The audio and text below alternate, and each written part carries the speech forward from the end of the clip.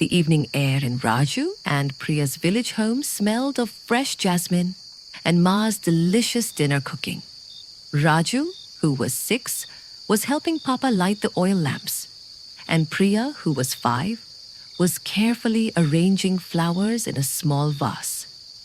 Rio, their dog, lay by the door, occasionally twitching his nose, and Mithoo the parrot was squawking playfully from his perch. It was a perfectly peaceful evening. Suddenly, a chapati started to float. It hovered in the air, spinning slowly, then gently landed right on Rio's head like a soft, warm hat. Rio blinked, confused, then tilted his head, making the chapati slide off. Raju and Priya giggled. "Did you see that, Papa?" Raju asked. Papa chuckled. "Maybe the kitchen fairies are hungry." But then the salt shaker waltzed across the table by itself, spilling a tiny trail of salt behind it. And a spoon began to tap, tap, tap, a funny little rhythm on an empty pot. What invisible dancer was making Ma's kitchen come alive in such a silly way? Raju and Priya looked under the table, then behind the curtains. Rio sniffed cautiously. Finally, behind a large earthen pot, they saw it. A small, shimmery, transparent puff of light, barely bigger than Mithoo. It floated about, giggling softly, a sound like tiny bubbles popping. "It's a Gappu Bhoot," whispered Priya, her eyes wide with wonder, not fear. "A little talkative ghost." This Gappu Bhoot wasn't scary at all. It looked more like a lost cloud. It kept trying to help, but mostly caused softly funny chaos. It tried to stir the rice, but made the pot wobble. It tried to wipe a spill, but only spread the water further.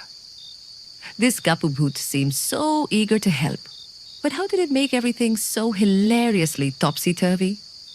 Papa and Ma, seeing it wasn't harmful, just a bit clumsy, laughed. "It must be lost," Ma said kindly. "It looks like it wants to go home." The Gappu Bhoot nodded, its shimmery form wiggling sadly. It made a whimpering sound that sounded like a tiny, deflating balloon. It seemed to miss its own family of clouds.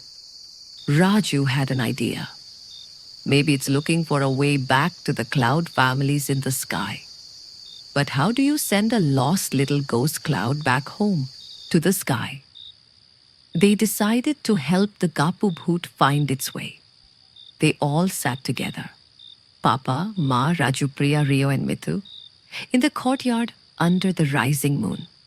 The Gappu Bhoot floated nervously nearby. Ma began to sing a soft old lullaby, a song about families and home.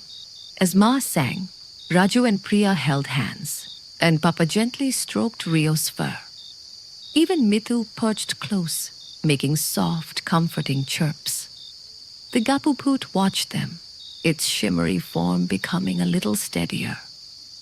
It had never seen so much family love before. Could the warmth of their family love be the map this lost ghost needed? As the lullaby finished, the Gappu Bhoot glowed a little brighter. It floated towards the children, gave each a soft, airy nuzzle that felt like a cool breeze, and then, with a happy, bubbly giggle, it drifted upwards. Higher and higher it went, until it joined a shimmering cloud high in the night sky. It had found its family. Raju and Priya waved goodbye, feeling a warm glow in their hearts. They had helped someone, and it felt wonderful. Their family love had shown a lost creature the way home. What other amazing things could family love do when shared so freely? Back inside, the house was peaceful again. The smell of dinner still filled the air. Raju and Priya felt full of happy, silly memories. They snuggled into their beds, feeling so grateful for their own loving family. Rio curled up by the fireplace, letting out a contented sigh. Mithoo settled quietly in his cage, perhaps dreaming of cloud ghost friends. The village outside was settling into a quiet rhythm. crickets chirping their sleepy songs.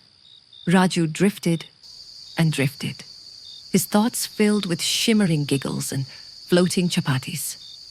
Priya was already fast asleep, a tiny smile on her face. Rio was deep in his dreams, perhaps chasing friendly cloud ghosts. Mithoo was still and silent.